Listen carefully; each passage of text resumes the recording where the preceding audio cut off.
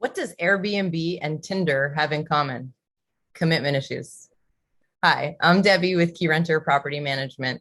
With Washington, D.C. getting ready to start restricting Airbnb and other short-term rentals, I thought it would be a good opportunity to show you how to swipe left on Airbnb and move on to a new venture. So what is this new legislation? For starters, your short-term rental must be your primary residence.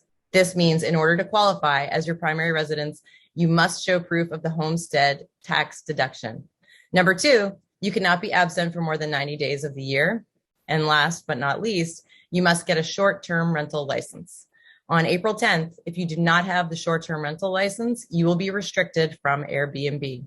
Airbnb has been lucrative in previous times. However, the landscape is changing. What is your plan? Are you ready to adapt? Okay, so maybe you just found out from me here today that you can no longer do Airbnb. Oops. Now what? Well, you could sell the property, and that's not necessarily a bad option. The market is great. Interest rates are also still low.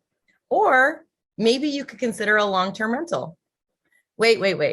I know what you're thinking. Short-term rentals produce more upfront income, so you'll lose out on some income. However, I want to tell you that with the higher income also comes much higher expenses. First of all, you have a much higher vacancy, which is about 40% annually versus 5% for a long-term rental. Secondly, with the short-term rental, the owner pays all utilities, internet, gas, water, electric, snow removal, landscaping. With a long-term rental, all of these expenses are paid by the tenants.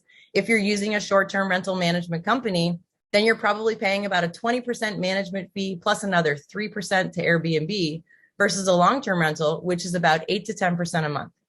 If you're not using a management company, just look at all the time you spend dealing with maintenance issues, making sure the property gets turned over before the next guests arrive, answering calls in the middle of your dinner because somebody doesn't know how to work the remote control for the TV, or maybe guests have arrived and the key code is not working. The list goes on. What is your time worth? Is your time worth $75 an hour? Is it worth $250 an hour? Only you know your worth. So now add that expense in with all your other expenses and ask yourself, is Airbnb really that much more profitable? Maybe it is. Maybe it isn't. But the bottom line is that if you've been restricted under the new Airbnb guidelines, you need to plan, and you need to plan today or before April 10th. If you would like to talk to me more about long-term rental options and the long-term rental market, please give me a call. I'll be really happy to discuss your options with you. I'm Debbie with Keyrenter, helping you create wealth through real estate. Thank you for watching.